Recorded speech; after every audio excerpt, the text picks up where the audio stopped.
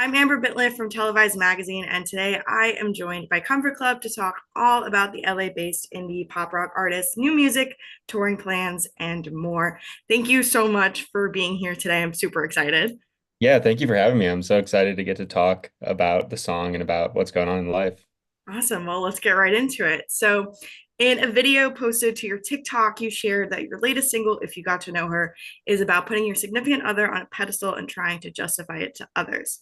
Can you speak a little bit more about the song's meaning and the writing process behind it? Yeah, totally. I think being an insecure person in general, I find myself often in relationships or even dynamics where I feel like I give the other person the upper hand, even if they're not trying to take that. It's something that I feel like I do pretty often in relationships. So when I was writing this song, it was kind of about that emotion that I feel like a lot of people who are in my same mental state share. But you have to explain it often to people who don't understand that, who maybe have a little bit more self-confidence.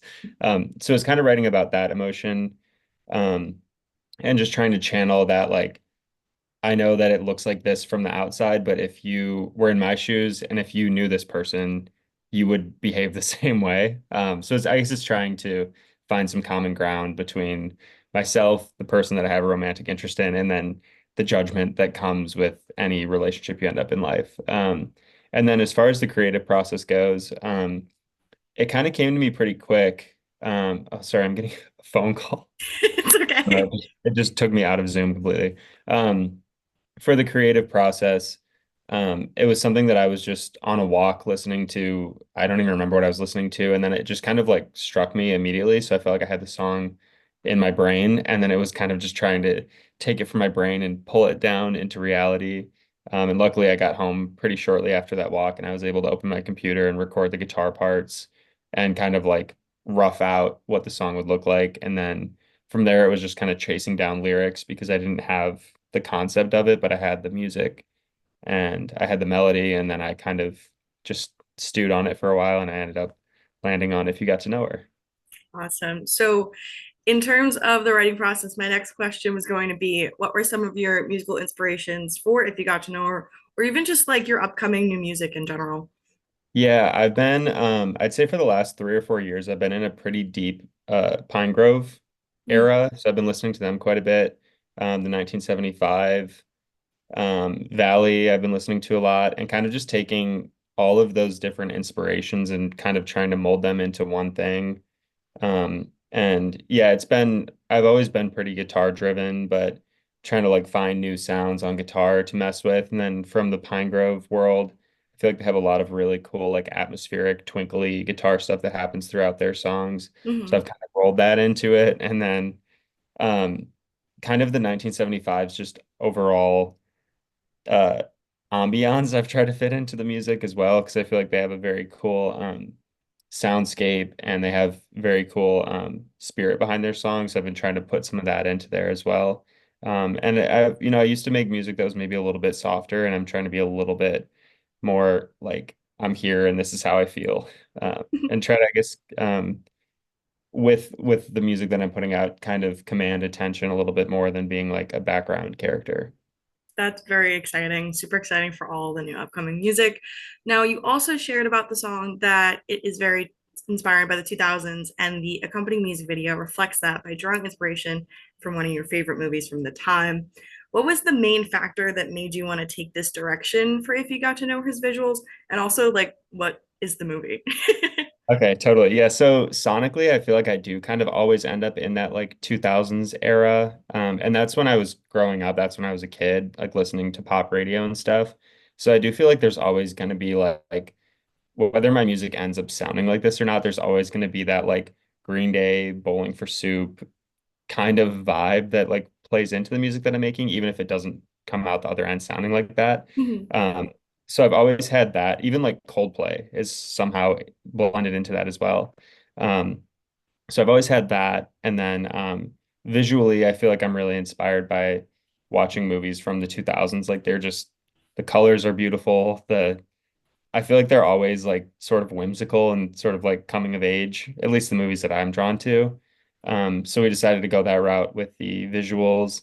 And then I was talking to my director friend about what we wanted to do for the music video. And I was like, well, I want to create this feeling of like I'm trying to keep up with this girl who's like out of my league, essentially. So then it came to the like naturally like running and trying to keep up with a girl. So then I was inspired by the movie Juno. And that's kind of where we went visually with it. So I kind of we did a couple shot for shot remakes of Juno. I wore the Michael Cera like Oh, that's headband and awesome. one in the short yellow shorts. So we did it all. And I'm really excited to put it out because it's like it's such a stylized thing, and I feel like it references culture that I think is really cool. And I'm just excited to see, what people think about that because it's kind of an avant-garde idea. That's so fun. I'm so excited to see it. So my next question is if you could be a character in any 2000s movie, who would you be and why? Oh, that's a good one. Let's think of the ones I would probably be. I don't know if this is necessarily 2000s. It might be very late 90s. Mhm. Um, but 10 Things I Hate About You, Oh, I Heath love that Ledger. movie.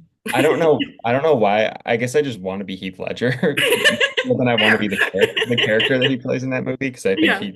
he isn't necessarily the best person in that movie, but um, there's probably some sort of not that I see myself visually in Heath Ledger by anyways, but I feel like I do sort of resonate with that, like making mistakes and trying to get back on someone's good side. I feel like that is kind of the human experience, or at least it is for me. Yeah. So, and I guess at the end he gets the girl, so I would want to be in that position too. So I'm gonna claim that one. Yeah, that's awesome. I mean, who wouldn't want to be? So, like, I get it. And then another question, kind of piggybacking off of the movie theme. If there was any movie soundtrack you could place if you got to know her on, what do you think it would fit best on? Okay, so this is somewhat relevant at the moment because I love the movie Garden State, and I feel like the Mhm. soundtrack in that movie is incredible. Ironically, Jeremy Zucker is an artist that I love a ton, and he's putting out an album called Garden State. So I feel like it's very, and it's also funny because he's an artist who's from New Jersey. I have no connection to New Jersey at all, but I've always like liked New Jersey and Mhm. kind of had an affinity for it. And I at some points had an idea to either do a song or an album called Garden State, and now that's just not an option anymore. That's so But funny. yeah, I feel like that soundtrack is amazing. It's really quite solid. Mhm. As someone who went to college in New Jersey, it is kind of fun. I'm from New York, so I'm Okay. like right there. But Okay, yeah. all right. So your debut album, Fear of Moving On, is an emotionally compelling project that explores feelings, heartbreak, and finding yourself. How would you say this new era of Comfort Club compares to your first album? So I've been kind of describing it as like when I was writing Fear of Moving On, and that was a very raw time for me because I was going through a breakup and I was writing it while I was in the throes of that breakup. So Mhm. that was a lot to work through, and I feel like the music kind of helped me write my way through all those feelings. So the music that I'm making now is still in the same ballpark. It's still, I'm always going to write about emotions. I'm always going to write about relationships. That's what I'm drawn to the most. But I feel like I have distance from it now. So I was saying it's the equivalent of like when I was writing that album, I was in the waves, getting thrashed around, getting pummeled, and now I feel like I'm on the beach and I can still see the waves and the crashing and the chaos that exists in relationships and romance. But I have a little more distance from it now and I can write about it from a different perspective. So that's kind of where I'm going, but it still is always going to come back to that guy and girl love each other or don't. And that's what makes me feel the most in life. So I'm always going to write about that. That's awesome. Very excited for all of your upcoming new music. Now, is there anything you can share, like maybe like timeline or like some hints that fans can look forward to? Yeah, totally. I'm trying to continue releasing on like a 5 or 6 week schedule. So I'm trying to keep putting music out consistently. And I think it's all going to add up to an album at the end of it. I'm just not 100% sure on what the album is going to be or what it's going to be called, but Mhm. it's going to be an album because I want to be an album artist. That's something that I, as a consumer, love, even if I don't immediately consume an album or if I'm just consuming songs from it. I still like knowing that it's there. And then if I get really into a song, I can go figure out more context for that song with where it fits inside of an album. So I think that as much as I continue to make music, I don't think that I ever want to just be a guy who puts out singles because I think Jack Antonoff said something about that where he was like, if you just put out singles, it's kind of like just a hallway that doesn't go anywhere. And Mm, I want there to be something at the end of it. So it's always going to be an attempt to have albums out. And the music that I put out so far this year and the music I'm putting out is all pretty cohesive sonically and thematically. So I think it'll all work together. It's just the DIY thing is like you kind of just go one song at a time yeah. and yeah, I don't have the luxury of like sitting back and taking 2 years to write a project. I'm just gonna put the song out, put the next song out, and then eventually it's gonna be an album. So Yeah. Well, that's awesome. And DIY music is so important. So very I excited think for so you. too. Yeah, I think Yeah. so too. And then beyond that, trying to tour as much as I possibly can. That's kind of the new priority for me. Hmm. It always has been, but I don't think I've always made life choices that put me in a position to be touring as much as I can. So I'm trying to save as much money, be as frugal as possible, Yeah. so that I can take that and take myself on the road and play shows. So gonna try to do an East Coast tour in October. Awesome. It's starting to kind of shape up right now. So that's Cool. something to look forward to. Yeah. And that's just going to be one of the steps in trying to tour the whole US as much as I can. That's awesome. And I'm so glad you mentioned that because my next question is that you will be embarking on a short tour on the West Coast at the end of this month. What are you most excited about as you prepare for these upcoming shows? Yeah, I'm kind of recontextualizing some of the songs in the set list. For the first, I'd say, well, since I put FOMO out and a little bit before that, I was kind of rocking the same set list for the most part. Mm. And now I'm kind of starting to shuffle things in differently. I'm definitely at the point where I feel like I have too many songs to be able to play them all at in a given show. So I'm hoping that somehow I can come to terms with like playing different set lists every night and leaving out some songs that I love for the benefit of getting to play other songs that I love. And then yeah, also just like playing acoustic on stage more. Because I feel like I've always usually just out of necessity by only having one guitar on tour because I'm either flying or something Yeah. or I have limited space. I've been playing songs that feel better on acoustic, but I've been playing them on electric just out of sheer necessity. Yeah. But now I'm gonna try to like play those songs on acoustic with the band. And I think it's gonna hit that nostalgia thing more and feel more 2000s coming of age to me, which is what I'm always chasing. That's so exciting. Now, what are your top three tour essentials? Oh, good question.